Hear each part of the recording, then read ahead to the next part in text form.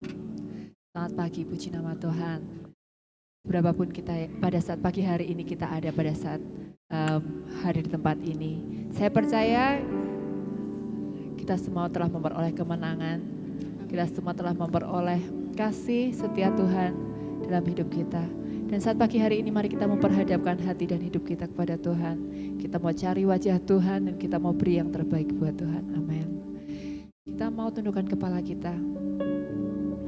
Terima kasih Tuhan, terima kasih karena kami ada saat pada pagi hari ini, sebagaimana kami ada oleh karena kasih dan kemurahan Tuhan. Kami merasakan kasih dan kesetiaan Tuhan dalam hidup kami. Kami merasakan kami telah berjalan bersama dengan Tuhan. Dan pada saat pagi hari ini tiba, kami rindu untuk menyenangkan hati-Mu Tuhan. Kami mau mencari wajah-Mu. Kami mau meninggikan Engkau. Kami mau menyanjung Engkau Bapa yang hidup. Dan biarlah pada saat pagi hari ini kami melihat kemenangan dan kemenangan terjadi dalam hidup kami. Kami mau serahkan ibadah kami dari awal pertengahan hingga pada akhirnya Tuhan. Kami percaya Engkau hadir di tengah-tengah kami. Menerima setiap pujian dan penyembahan kami. Haleluya.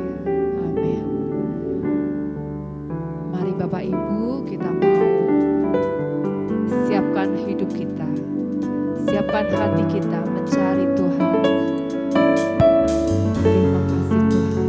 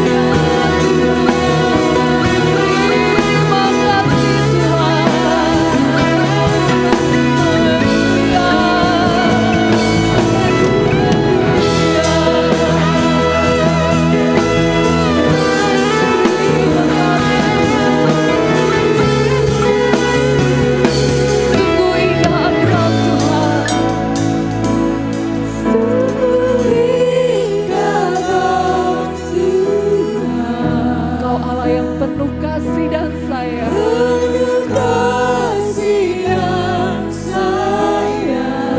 Amin. Kau dapat penghiburan bagi setiap hati yang terluka.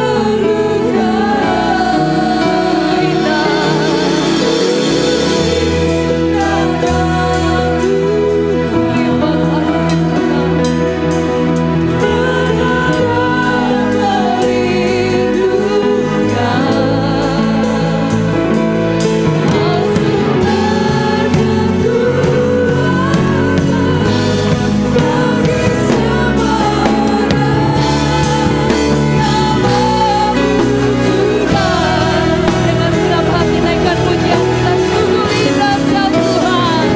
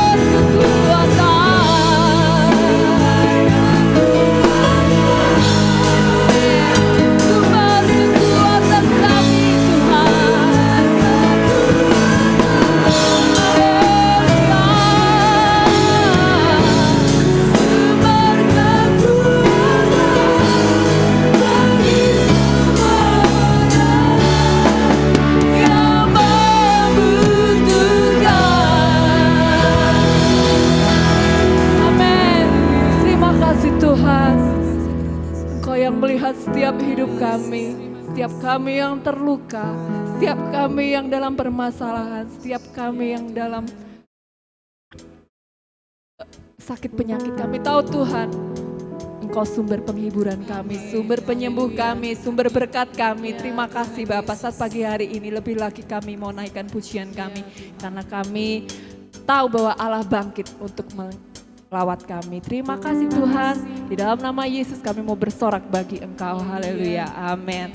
Allah yang bangkit di tengah-tengah kita, Dia akan bangkit melawan setiap musuh kita, melawan setiap sakit penyakit kita, melawan setiap permasalahan hidup kita. Amin. Kita mau melihat kuasa Allah bekerja saat pagi hari ini.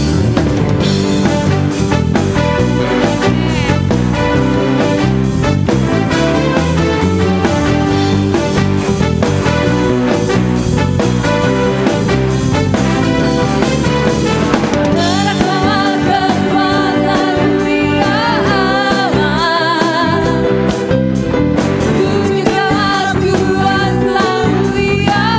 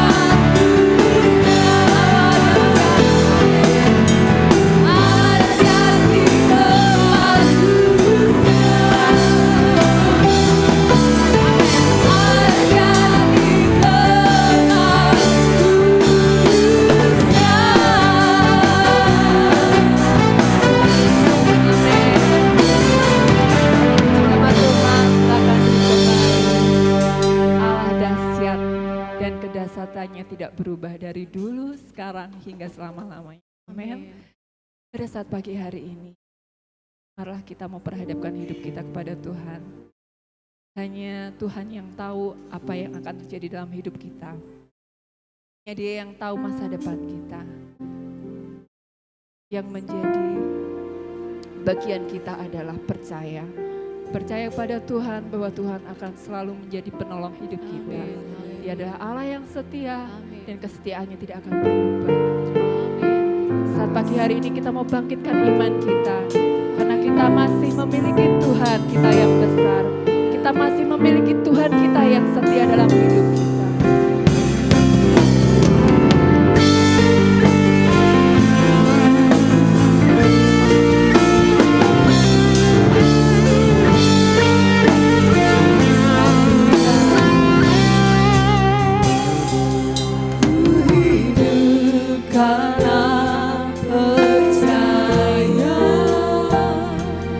Kau yang berjanji setia.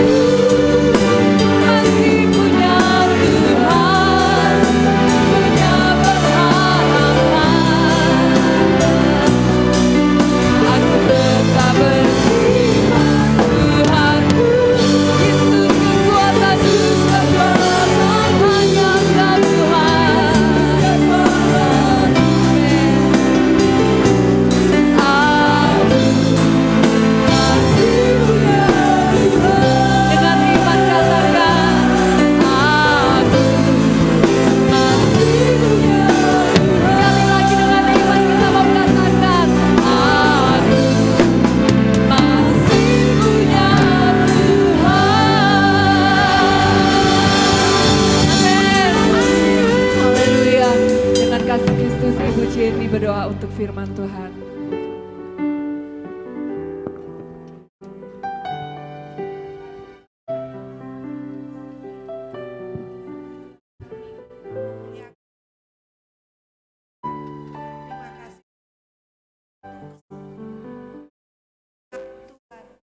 Haleluya.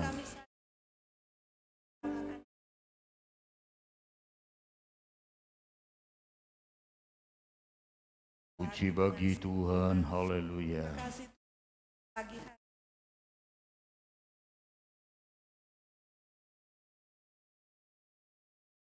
Puji bagi Tuhan, haleluya.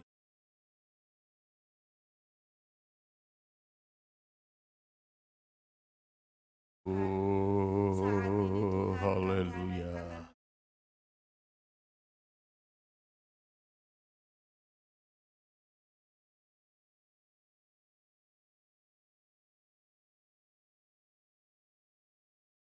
Haleluya, haleluya.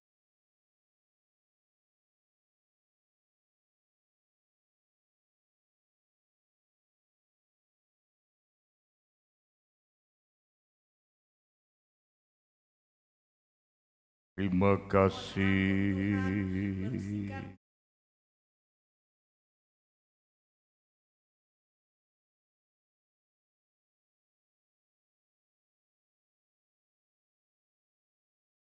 Amin. Shalom. Haleluya. Haleluya. Di Tuhan, kita masih bisa berkumpul bersama-sama beribadah, ini hanya kemurahan Tuhan. Nah, kasih sayang. Sebelum saya memberitakan, menyampaikan renungan, saya ingin sampaikan hari Kamis tanggal 26 kita akan adakan ibadah memperingati kenaikan Tuhan. Satu kali saja, dimulai jam 6:15. Ini penting karena kebangkitan Tuhan itu ada upaya, bahkan upaya itu terus berlangsung untuk menyangkal. Karena dengan menyangkal kebangkitan Tuhan, maka akan melemahkan keyakinan Yesus sebagai Tuhan. Tapi kita bersyukur, Dia bangkit, lalu kemudian peneguhannya Dia naik ke sorga. Ya. Dan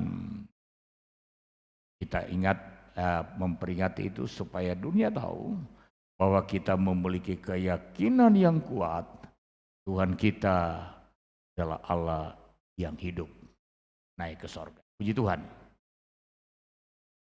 Saya akan mengajak kita untuk membuka kitab Yohanes pasal 21 ayat 15. Yohanes pasal 21 ayat 15. Karena ini hanya satu ayat, kita akan baca bersama-sama setelah hitungan yang 3. 1, 2, 3.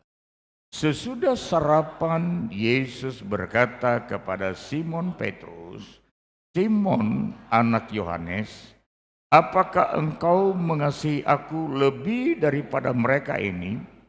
Jawab Petrus kepadanya, "Benar Tuhan, engkau tahu bahwa aku mengasihi engkau."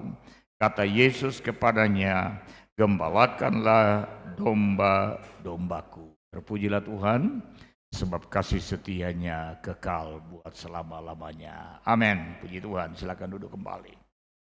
Nah, Bapak Ibu Saudara yang dikasihi Tuhan, antara kebangkitan dan kenaikan Tuhan Yesus ke sorga itu berselang selama 40 hari. Dan kita tidak menemukan banyak catatan Alkitab mengenai kegiatan Tuhan Yesus yang dicatat secara detail selama masa 40 hari itu. Selain apa yang disampaikan oleh ditulis dalam Kisah Rasul pasal yang pertama ayat yang ketiga, karena dikatakan begini,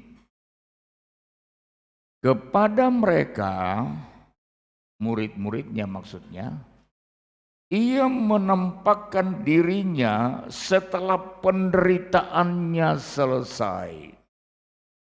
Setelah dia bangkit dari antara orang mati. Dan dengan banyak tanda ia membuktikan bahwa ia hidup. Katakan amin. Sebab selama 40 hari ia berulang-ulang menampakkan diri dan berbicara kepada mereka tentang kerajaan Allah. Jadi kita lihat di sini apa yang ditulis dalam Kisah Rasul, bahwa kebangkitan atau pada masa-masa selang waktu antara kebangkitan dan kenaikan, dikatakan Tuhan beberapa kali menampakkan diri kepada murid-muridnya. Dan dalam menampakkan diri ini ada dua hal yang dia lakukan. Pertama, dia melakukan berbagai-bagai tanda. Artinya dia melakukan berbagai-bagai mujizat. Untuk apa? Untuk membuktikan bahwa dia hidup. Haleluya. Jadi dia menampakkan diri, dia lakukan mujizat untuk menunjukkan bahwa dia hidup. Dia tidak mati, dia tidak terkurung dalam kubur, maut tidak menguasai dia. Dia bangkit dari antara orang mati, batu kubur tergolekkan, dan dia keluar dengan penuh kemenangan. Saudara-saudara, lalu kemudian, kenapa pembuktian dari kebangkitan ini perlu? Kalau kita baca di dalam Matius pasal 28, ya, mulai dari ayat 13 sampai dengan ayat 15. Kita lihat di sana bagaimana upaya-upaya mahkamah agama di Yerusalem untuk menutupi berita tentang kebangkitan Tuhan. Setelah para penjaga kubur memberikan laporan bahwa kuburnya terbuka dan mayat Yesus tidak ada di dalamnya, maka para anggota-anggota mahkamah agama ini menyuap penjaga kubur dan berkata, katakan bahwa Yesus tidak bangkit, tapi mayatnya dicuri oleh murid-muridnya. Dan itu isu yang terus berkembang sampai hari ini. Kenapa bisa bertahan isu itu? Karena iblis terus mengembangkan, mempertahankan agar nilai-nilai keilahian Yesus itu dipatahkan. Tetapi saudara-saudara, bagaimanapun Yesus membuktikan dia bangkit, dan dia membuat mujizat-mujizat. Kemudian yang kedua, selama di masa-masa itu dikatakan ia menampakkan diri, lalu ia berbicara, ia mengajar kepada murid-muridnya tentang kerajaan Allah. Nah, di masa-masa ini Tuhan tidak mengajar lagi kepada banyak orang.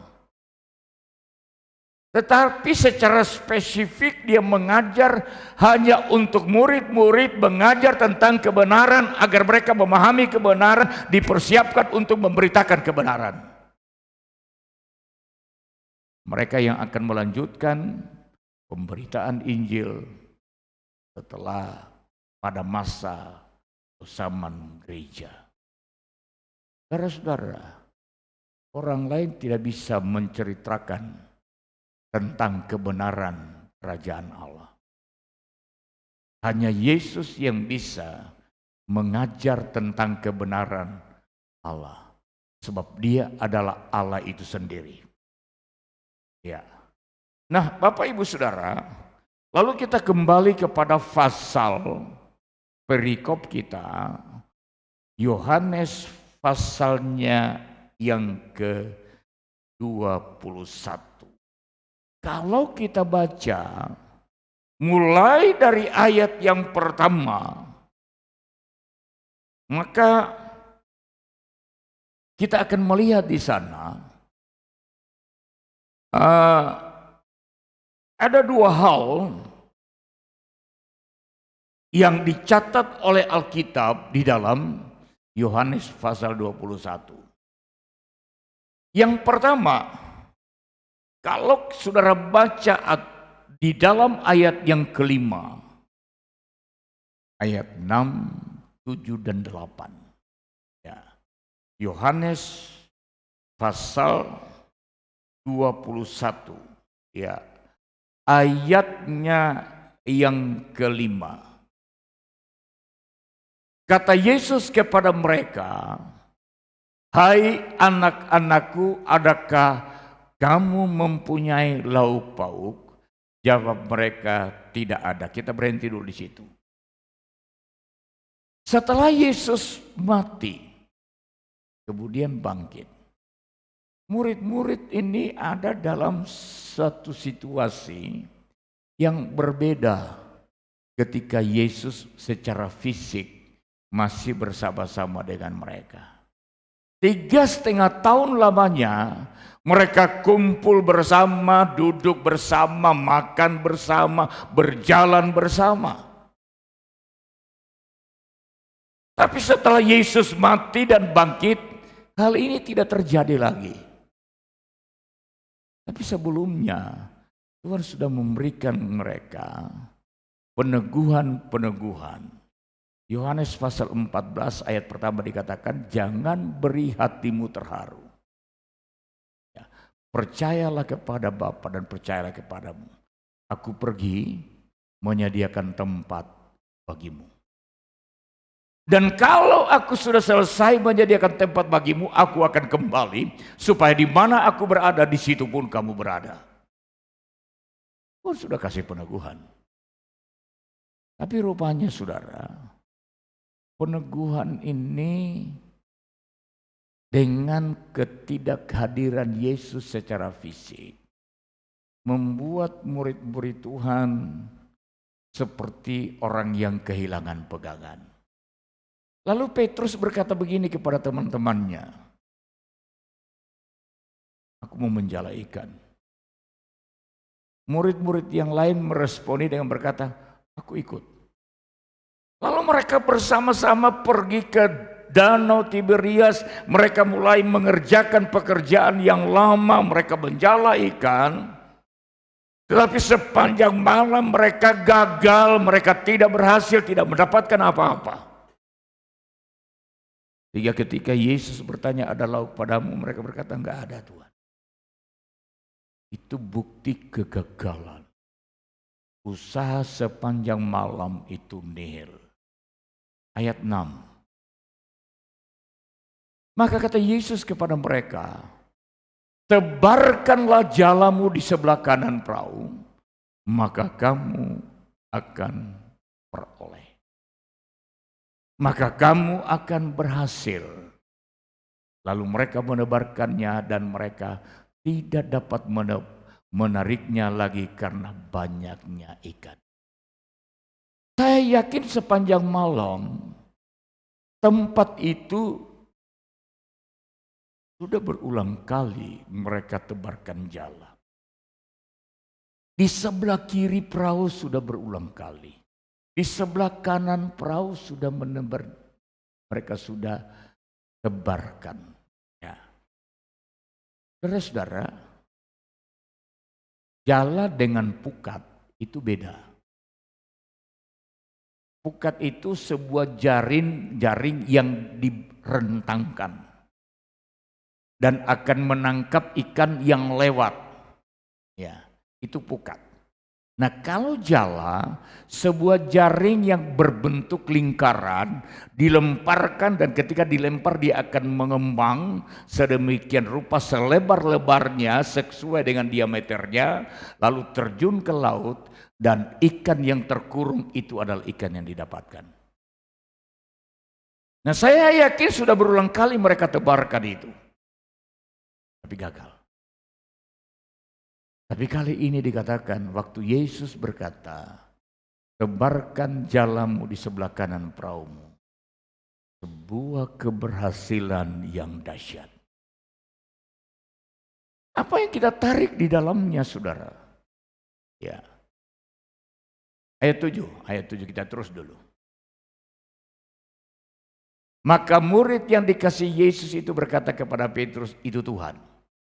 Ketika Petrus mendengar bahwa itu adalah Tuhan, maka ia mengenakan pakaiannya sebab ia tidak berpakaian, lalu terjun ke dalam laut. Ayat 8. Murid-murid yang lain datang dengan perahu karena mereka tidak jauh dari darat, hanya kira-kira 200 hasta saja, dan mereka menghela jala yang penuh ikan. Ayat seterusnya kita temukan dikatakan jumlah ikan yang tertangkap jala 153 ekor. Nah, saudara-saudara, apa yang kita temukan di sini bahwa kegagalan murid-murid Tuhan pertama Tuhan tahu. Saudara, Allah kita adalah Allah yang maha tahu. Berapa banyak yang percaya bahwa Allah kita Allah yang maha tahu? Haleluya. Dia maha hadir dan dia Allah yang maha tahu. Dia tahu apa yang kita alami hari ini. Hari ini kita berhasil dia tahu. Hari ini kita gagal pun dia tahu. Ya. Nah, yang kedua, kehadiran Tuhan Yesus mengubah kegagalan menjadi keberhasilan. Nah, karena itu saudara-saudara, sangat penting sekali Yesus hadir dalam rumah tangga kita. Yesus hadir dalam pekerjaan kita. Karena Tuhan, kalau Tuhan hadir, Tuhan ubah kegagalan menjadi keberhasilan. Haleluya. Haleluya. Haleluya. Itu Tuhan kita. Ada banyak orang berusaha dengan kekuatan, mempergunakan kekuatan, kemampuan, pengalaman. Boleh, silakan. Tetapi saya hanya ingin untuk mengingatkan, jangan pernah lupa menghadirkan Tuhan, karena itu yang lebih utama. Firman Tuhan berkata, kalau bukan karena Tuhan, sia-sia pekerjaan para tukang membangun rumah. Kalau bukan karena Tuhan hadir, sia-sia murid Tuhan sepanjang malam melempar jala. Tapi begitu Tuhan hadir, tidak ada pekerjaan yang sia-sia. Tapi ada keberhasilan di sana. Pertanyaannya, adakah Tuhan engkau hadirkan dalam setiap hidup dan kerjaan saudara? Kalau selama ini saudara abaikan karena mengandalkan kemampuan pengalaman saudara, hari ini saya katakan, mulailah mengandalkan Tuhan dan hadirkan Tuhan di atas segala-galanya. Saudara-saudara, ini yang pertama. Yang kedua, kalau kita perhatikan, kita masuk dalam pembacaan kita ayat yang ke-15. Tuhan hadir, kalau kita perhatikan, adalah sebuah lawatan secara spesifik bagi Petrus. Kenapa Petrus begitu diperhatikan Tuhan? Petrus ini seorang rasul yang paling senior. Ya, di antara murid-murid Tuhan, dia adalah murid yang sangat responsif untuk setiap keadaan. Tapi juga kadang-kadang Petrus tidak bisa mengontrol diri. Ya, responnya tidak terkendali. Sehingga di Taman Getsemani dia mengayunkan pedang, telinga hamba imam besar putus. Jadi Petrus ini adalah seorang yang berpengaruh, rasul yang berpengaruh. Nah, karena itu Tuhan perlu datang kepada Petrus secara khusus karena ada tugas yang dipercayakan kepada Petrus dan murid-murid Tuhan. Dalam Matius pasal yang ke-28 ayat 19 dikatakan, "Pergilah, jadikanlah segala bangsa muridku. Baptiskanlah mereka yang percaya dalam nama." Ada tugas untuk memenangkan jiwa. Ada tugas untuk memberitakan Injil. Saudara-saudara, Tuhan cari orang-orang yang mau jadi motor penggerak. Haleluya. Kalau saudara punya pengaruh, pengaruhilah orang yang dapat engkau pengaruhi. Untuk hal-hal bagi kerajaan Allah. Haleluya. Haleluya. Saudara-saudara, sekali lagi, kalau saudara ada di posisi yang berpengaruh, pengaruhilah orang-orang di bawah pengaruh saudara untuk bergerak bekerja bagi kemuliaan Allah. Kita ada pada masa gereja di akhir zaman yang dinubuatkan oleh Alkitab. Kita akan masuk pada gereja yang akan mengalami masa tuaian. Tahukah saudara, orang-orang yang harus dituai itu mungkin ada dalam keluarga. Orang-orang yang harus dituai di akhir zaman mungkin itu tetanggamu. Mungkin itu sahabatmu. Dan bukan saatnya lagi kita berdiam diri. Ini saatnya kita bekerja bagi pemenangan jiwa. Haleluya. Upamu besar di surga, mahkota yang tak layu, asal kau tinggal setia sampai di ujung jalanmu. Haleluya. Haleluya. Setia dan terus bekerja untuk kemuliaan Tuhan. Jangan pernah berkata bahwa bekerja itu untuk pendeta. Upah kita akan terima masing-masing sesuai dengan apa yang kita lakukan. Karena itu semua harus terlibat bekerja bagi kerajaan Allah. Nah, saudara-saudara,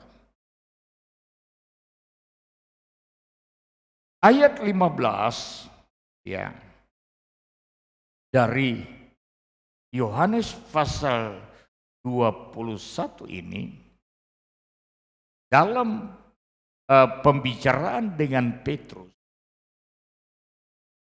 Kalau kita perhatikan pertanyaannya, adakah engkau mengasihi aku? Nah, kata kasih yang dipakai di sini dipakai kata agape. Agape itu adalah kasih tanpa syarat, tanpa batas. Kasih yang bersumber dari Allah, kasih yang memiliki kualitas kasih Allah. Nah, kasih Allah, kualitas kasih Allah itu seperti apa? Yohanes 3 ayat 16 berkata, karena begitu besar Allah mengasihi dunia ini sehingga diberikannya anaknya yang tunggal. Sehingga barang siapa yang percaya kepadanya tidak binasa tetapi beroleh hidup yang kekal. Saudara-saudara, kasih Allah yang dinyatakan di dalam Yohanes 3 ayat 16 itu adalah kasih tanpa syarat, kasih tak terbatas. Saudara-saudara, janji Allah banyak, pernyataan kasih Allah banyak, tapi ada syaratnya. Kita mau mengalami kasih Tuhan, lawatan Allah, berkat Allah, ada syaratnya. Tetapi pernyataan kasih Allah dengan menghadirkan anaknya itu tanpa syarat. Manusia tidak mau mendengarkan Tuhan, tidak berdosa, hidup dalam dosa, Yesus tetap akan lahir. Karena Allah mau menyelamatkan dunia ini. Dan kasih seperti itu yang Tuhan mau. Kita mengasihi Tuhan tanpa syarat. Kita mengasihi dengan kasih yang tak terbatas. Nah, ada kasih yang lain. Kasih Philea. Ya. Kasih Philea. Kasih antara saudara dan sahabat. Ya. Saudara-saudara, ini penting. Ini kasih saudara dan sahabat. Nah, karena itu saudara-saudara, kalau kita mengasihi, kita bersahabat dengan orang lain, lalu kemudian dalam persahabatan itu ada pengkhianatan. Itu berarti persahabatan yang tidak diikat dengan kasih Philea. Ya. Kasih persahabatan yang tidak terikat dengan kasih Philea. Karena kasih Philea adalah kasih persaudaraan, kasih persahabatan yang tulus dan ikhlas. Kemudian saudara-saudara, ada namanya kasih eros.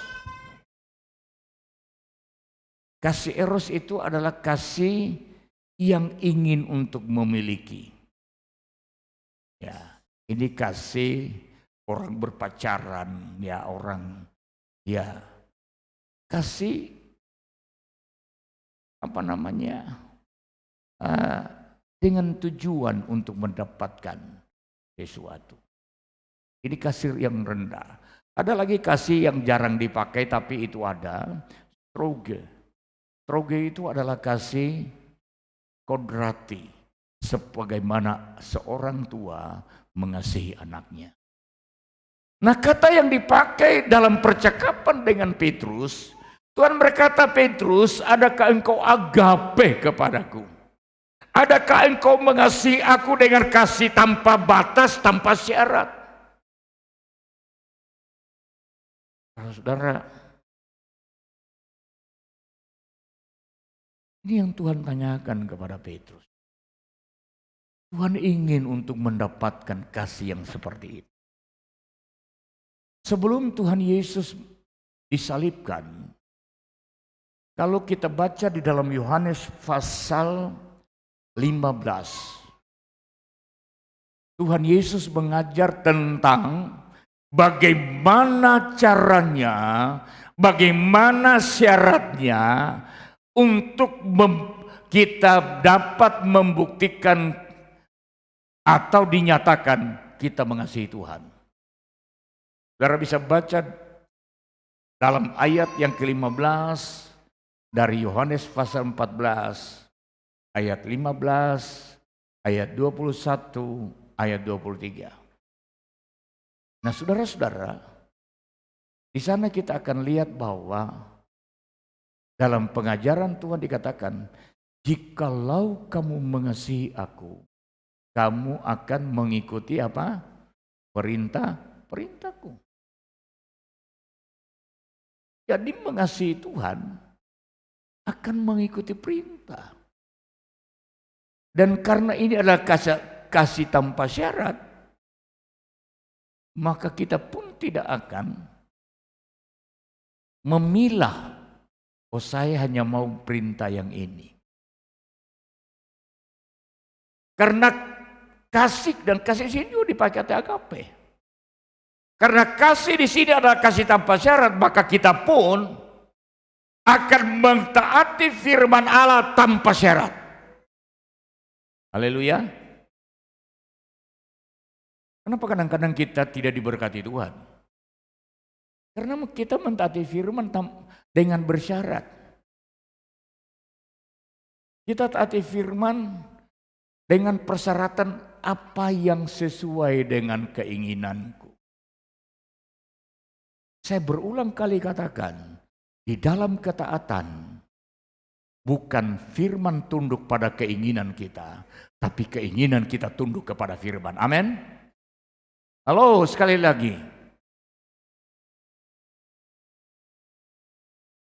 Bukan firman tunduk pada keinginan kita ketika kita berbicara ketaatan, tapi keinginan kita tunduk kepada firman. Ini akan membuat kita bisa hidup dengan mentaati firman Allah. Saudara-saudara, jadi sebelum Tuhan disalibkan, Tuhan mengajar tentang bagaimana mengasihi Tuhan dengan cara mentaati firman. Tapi setelah kebangkitan, dalam Yohanes pasal 21 tadi ayat 15, Tuhan datang tidak lagi mengajar Yohanes bagaimana cara, tetapi Tuhan datang bertanya, apakah engkau mengasihi aku dengan kasih tanpa syarat atau tidak? Saudara-saudara,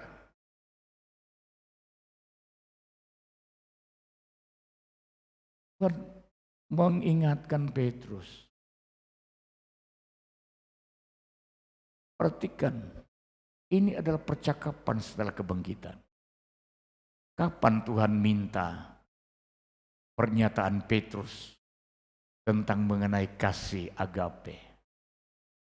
Setelah Yesus bangkit dari kematian. Setelah Yesus melalui penderitaan salib. Kalau saya ingin untuk berkata begini, Tuhan berkata, Petrus, apakah engkau mengasihi aku dengan kasih agape tanpa syarat? Setelah engkau melihat bagaimana sepanjang malam aku diderah, aku dihina, aku diludahi, aku ditampar. Apakah engkau mengasihi aku tanpa syarat? Setelah engkau melihat badanku dicambuk sehingga seluruh tubuhku penuh dengan luka-luka. Apakah engkau mengasihi aku tanpa syarat? Setelah engkau melihat tubuhku tergantung di salib, lambungku ditombak. Aku lakukan semuanya ini karena aku mengasihi kamu.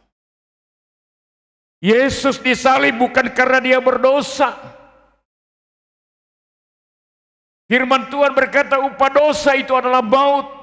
Dan kitalah yang harus mengalami hukuman maut. Tetapi posisi kita digantikan oleh Tuhan. Dia rela supaya saudara menerima pengampunan melalui pengorbanannya. Dan Tuhan berkata kepada Petrus, Petrus, setelah engkau lihat bagaimana aku mengasihi engkau, adakah engkau juga mau mengasihi aku dengan kasih tanpa syarat? Saudara-saudara, kita menjadi orang-orang percaya ini hanya karena kemurahan. Tuhan sudah berkorban. Dan saya percaya kita juga oleh karena dorongan Allah, kita boleh datang kepada Tuhan dan menerima, percaya Dia sebagai Tuhan dan Juru Selamat, percaya Dia akan pengorbanannya. Kita boleh diselamatkan. Ini karena pengorbanan.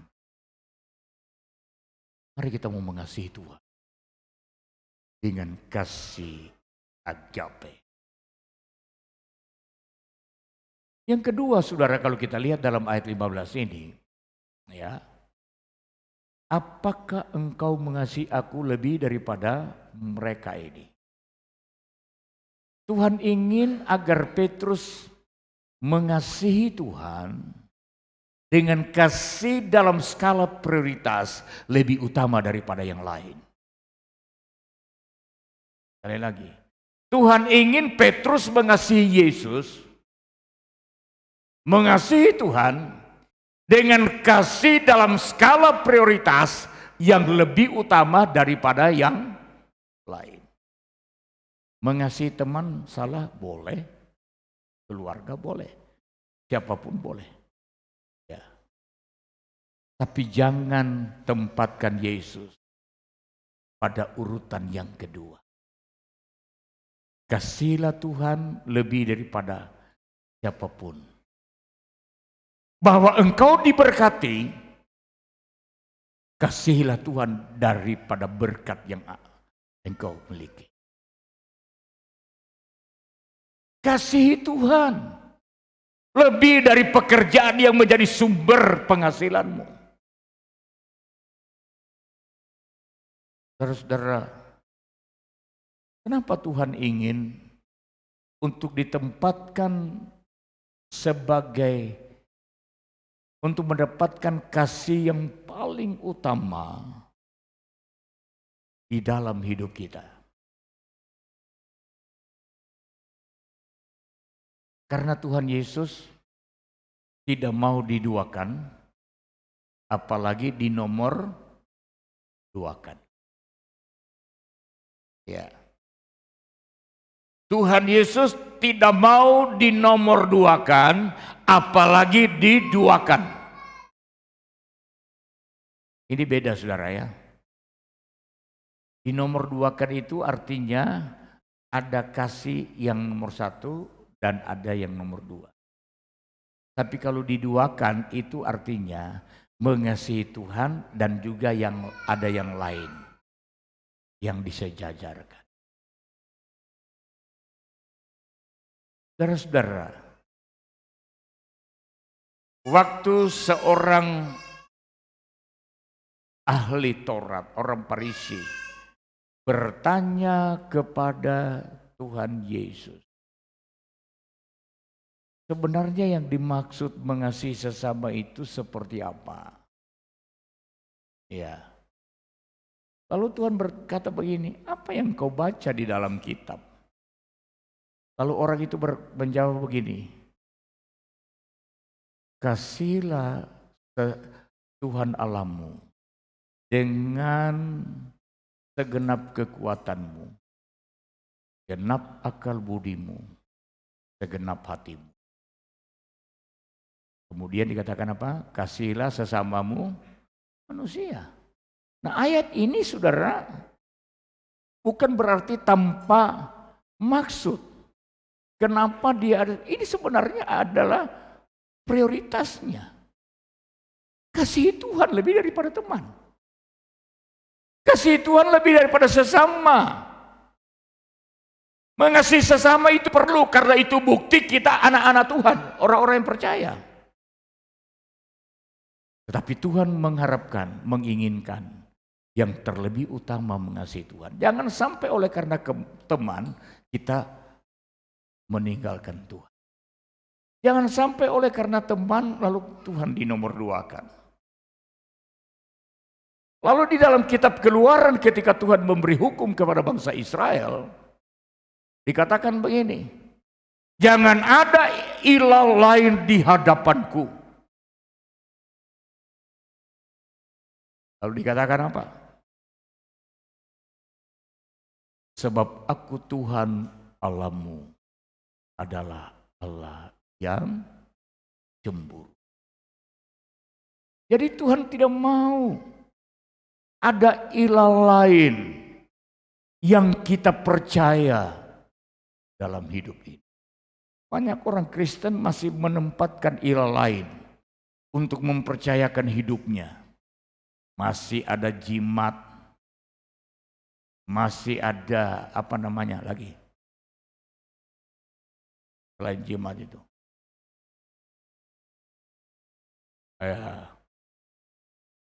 ya keyakinan-keyakinan yang lain. Masih ada tempat-tempat keramat yang didatangi untuk dipuja. Masih ada pohon-pohon yang dipuja. Ada seorang dokter ahli radiologi di Buol Toli-Toli. Dinyatakan hilang ketika ditemukan sandal, tas, motor yang masih hidup. Orangnya tidak ada. Sampai hari ini belum ditemukan. Lalu ada seorang yang setengah paranormal mungkin bertanya bahwa dokter Faisal ini dicuri oleh penunggu pohon yang besar. Polisi bingung, saudara. Karena di Sulawesi itu banyak pohon gede. Ya, banyak pohon-pohon besar di pinggir-pinggir jalan. Ini pohon besar yang mana gitu loh. Ditunggu oleh penunggu itu. Nah, ini kan menduakan Tuhan. Nah, saudara-saudara, jangan ada hal yang lain. Kalau engkau bekerja percaya kepada Tuhan, Tuhan sumber berkatmu, bukan hal yang lain. Kalau engkau mengadakan perjalanan percaya kepada Tuhan, Tuhan pelihara hidupmu, bukan hal yang lain. Haleluya.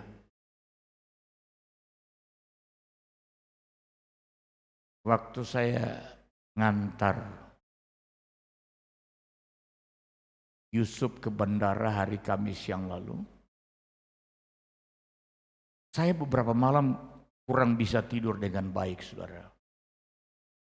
Sehingga saya pikir, wah ini kalau saya malam ini tidak bisa tidur, besok ngantar ini ke bandara Jogja International Airport itu, aku bisa ngantuk ini. Lalu saya telepon Mas SEWA Mas Bambang. Mas, Om bisa diantar besok pagi jam 3 berangkat. Siap Om. Nah, waktu mau berangkat, saya katakan, ya kita berdoa dulu. Bapak, aku menyerahkan perjalanan dalam tangan Tuhan. Berangkat dan kembali, kami dipelihara. Berjalan sampai di bandara tidak ada masalah. Pulang, setelah melewati jembatan panjang di daerah Bagelen, sebelum sampai ke lampu merah, pertigaan yang menuju Jenar dan menuju Jogja itu, di depan kami ada motor. Nah, dari depan kendaraan sedan cukup cepat, mungkin Avanza, cepat sekali. Motor yang di depan tiba-tiba dia berbelok ke kanan, yang di depan mobil itu kaget, dia hantam ke kanan begini, motor ini balik lagi, tambah babit dia. Untung Mas Bambang ini, dia ngerem cepat minggir.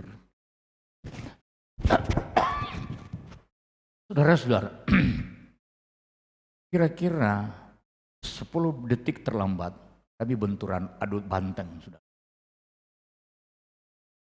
Saya lihat itu pemeliharaan Tuhan. Terus saya bilang,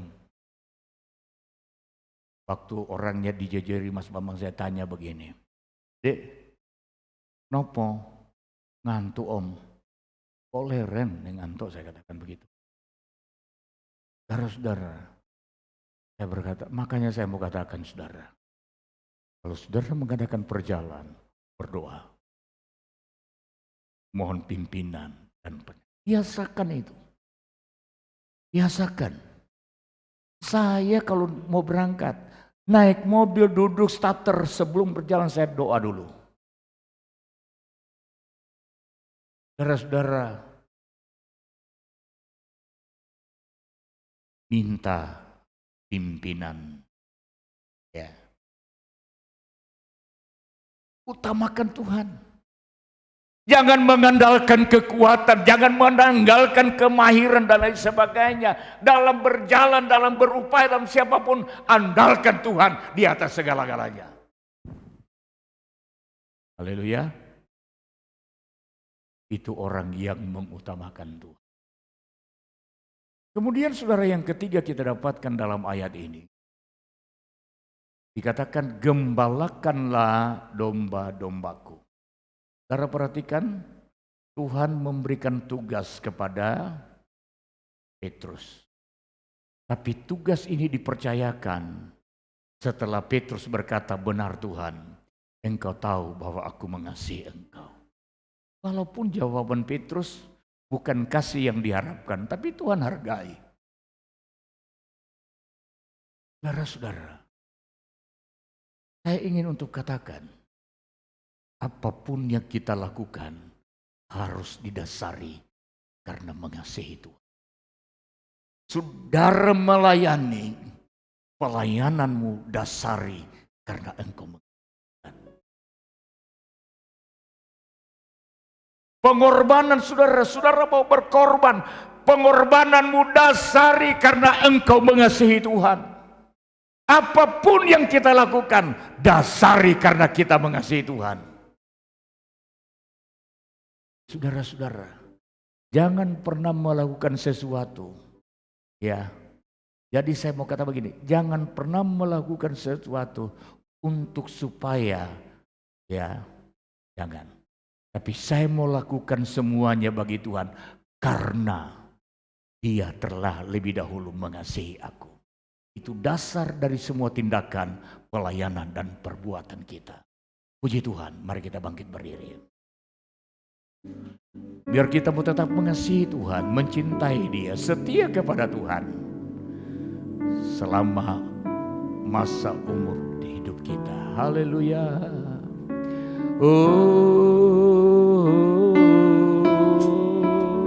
Siapkan hatimu untuk menghadap Tuhan, menyembah Tuhan. Haleluya. Ya. Ku tetap setia walau badai datang menerpa. Ku tetap setia, ku tetap cinta. Ya, ku tetap cinta. Tetap cinta walau topan datang menerpa. Ku tetap setia, ku tetap cinta, ku tetap cinta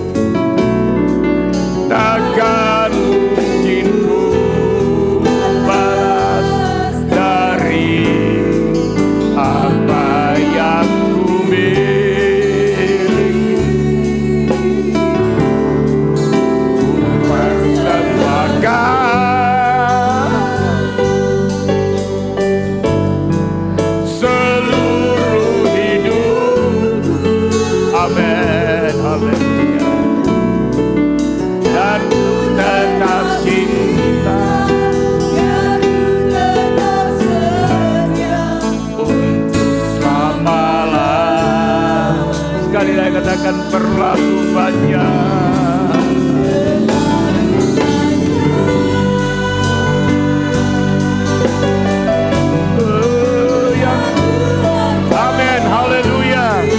Kami tidak dapat menghitung, bahkan membalasnya. Ya berjumpa dari yang ku beri, ku persembahkan.